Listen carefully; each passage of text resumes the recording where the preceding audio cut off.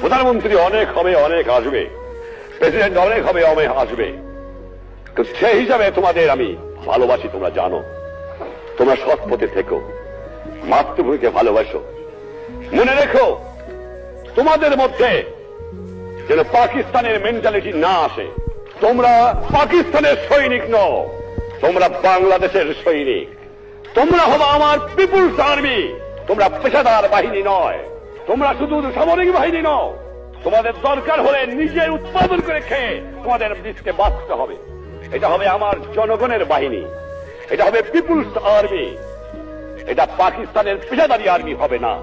এইদিকে তোমাদের খেয়াল রাখা দরকার।